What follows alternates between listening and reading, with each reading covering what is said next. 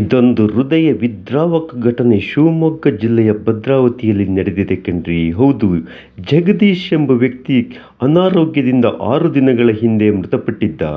ಈ ಜಗದೀಶ್ ಮೃತಪಟ್ಟ ನಂತರ ಮಾಳೂರು ಪೊಲೀಸ್ ಠಾಣೆಯ ಪೇದೆ ಪ್ರಕಾಶ್ ಎಂಬುವರು ಜಗದೀಶ್ ಪತ್ನಿ ಸ್ವಾತಿಗೆ ಇನ್ನಿಲ್ಲದಂತೆ ಕಾಟ ಕೊಟ್ಟಿದ್ದಾನೆ. ನಾನು ನಿನ್ನನ್ನು ಮದುವೆಯಾಗುತ್ತೇನೆ, ಹಾಗಿರೋಣ ಹೀಗಿರೋಣ, ಮಹಾರಾಣಿ ಥರ ಇರೋಣ ಎಂದು ವಾಟ್ಸಪ್, ಮೆಸೆಂಜರ್, ಫೇಸ್ಬುಕ್ಗಳಲ್ಲಿ ಕಾಟ ಕೊಡಲು ಶುರು ಮಾಡಿದ್ದಾನೆ. ಈ ಕಾಟಕ್ಕೆ ಬೇಸತ್ತ ಸ್ವಾತಿ ಪತ್ರ ಬರೆದಿಟ್ಟು ನೇಣಿಗೆ ಶರಣಾಗಿದ್ದಾಳೆ. ಈಗ ಮಾಳೂರು ಪೊಲೀಸ್ ಠಾಣೆಯ ಪೊಲೀಸ್ ಪೇದೆ ಪ್ರಕಾಶ್ ನಾಪತ್ತೆಯಾಗಿದ್ದಾನೆ. ಈ ಸಂಬಂಧ ಭದ್ರಾವತಿ ಪೊಲೀಸ್ ಠಾಣೆಯಲ್ಲಿ ಪ್ರಕರಣ ದಾಖಲಾಗಿದ್ದು, ಪೊಲೀಸ್ ಪೇದೆ ಪ್ರಕಾಶ್ಗಾಗಿ ಪೊಲೀಸರು ಹುಡುಕಾಡುತ್ತಿದ್ದಾರೆ ಕಣ್ರಿ.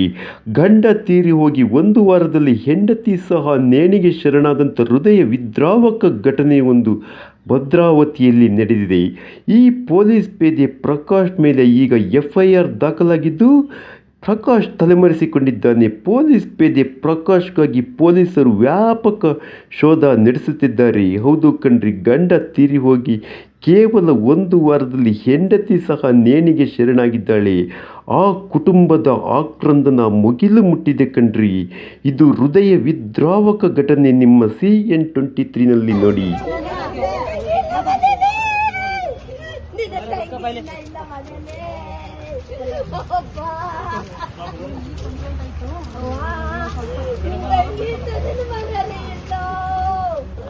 ಏನು ಮಾಡ್ತೀಯ ತೇಜು?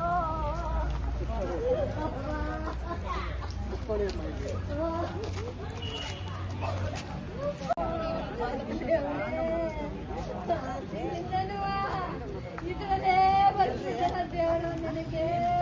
ಏನು ಮತ್ತದು ಹಿಂಗೈತೆ ಅಂತ ಸಿಗಬಹುದು.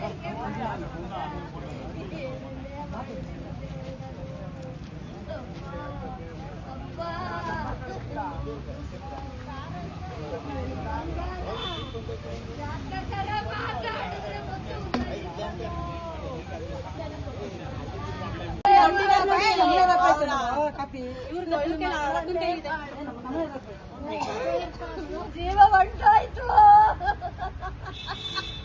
ನನಗೆ ಯಾಕೆ ಬದುಕೊಂಡಿರ್ಲಿಲ್ಲ. ನನಗೆ ಬದುಕಬೇಕು. ಮಕ್ಕಳು ಇಲ್ಲ ಮತ್ತೆ ಮಕ್ಕಳೇ ಇಲ್ಲ.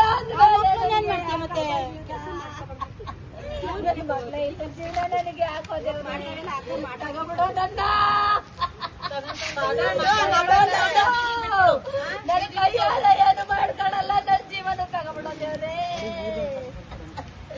ಯಾವಾಗ್ಲೋ ನನ್ನ ಕೈಯಾರ ಜೀವ ತಗೊಂಡಿಲ್ಲ. ನಾನು ತಗೊಬಿಡೋದೇವ್ರು ನನ್ನ ಜೀವನ ಅಂದ್ರೆ. ನನ್ನ ಜೀವನ ತಗೊಬಿಡೋ ಅಪ್ಪ. ಅವಲೋ ನನ್ನ ಬಂಗಾರ ಹೋಯ್ತಲ್ಲೋ. ನನ್ನ ಮನೆ ಕತ್ತಲು ಮಾಡಿಬಿಟ್ಟು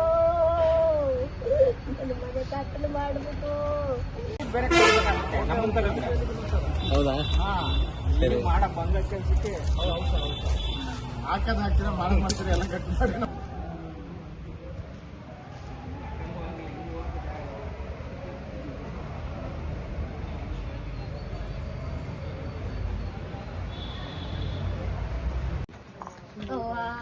ಸ್ವಾತಿ ಮಾತಾಡ್ಸಮ್ಮ, ಎಲ್ರನ್ನ ಎದ್ದಿ ಮಾತಾಡ್ಸೆ.